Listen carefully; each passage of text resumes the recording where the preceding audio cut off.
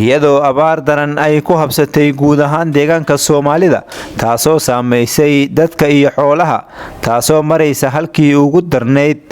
ayaa saaka salaad roobdoon ah waxaa lagu oogay fagaaraha weyn ee xarunta gobolka Daawa magaalada Mooyaale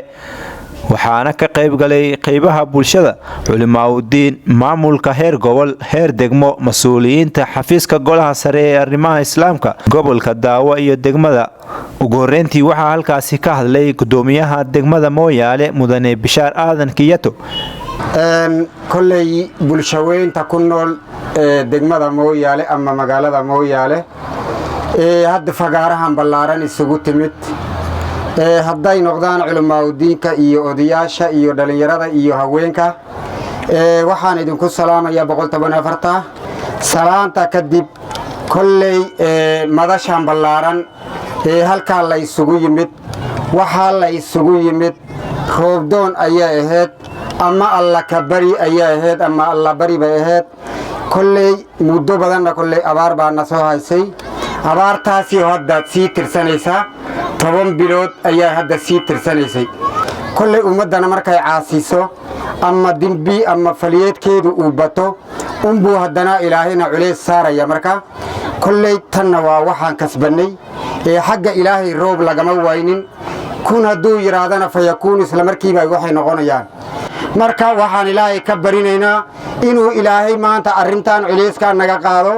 kolley bahaayimtii way dhamaadeen dadkiiba hadda halista ku jira kolley hadda dadka magaalada jooga dareenkoodu wuu yar yahay laakiin haddaad leeysi dhaafto ama qabalahan u luuqo markaad sii dhaafto indhahaagu wax bay arkayaan kolley loodii way dhamaadeen hadda waxaa sii dhammaanaya geelaa sii dhammaan waxaad arkaysaa in dadku naftigoodu ay halis ku sugan yihiin kadib abaaraha ku habsaday deegaanka Soomaalida ayaa gobolka Daawa waxa uu uga horeeyay ilaa 10 bilood oo aysan roobab ka curanin taasoo gobolkani Daawa haysata abaar laba jibaaran haddaba inkastoo dawladda deegaanka Soomaalida ay dadaal muujisay dhanka raashinka biyaha iyo xalafka xoolaha haddana mid daboolaysa baahida jirta haddaba hay'adaha dawliga ah iyo kuwa aan dawliga ahayn waxaa looga codsanayaa inay caawiyaan bulshada si loo badbaadiyo naftooda gaar ahaan qurba joogta iyo ganacsatada gobolka Daawa meel kasta oo ay joogaan waxaa looga fadhiyaa inay samata bixiyaan dadkooda tabaalaysan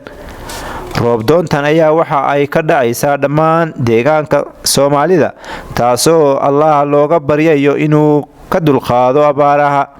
Cabdi Fataax Xasan warbaahinta RTN TV Mooyaale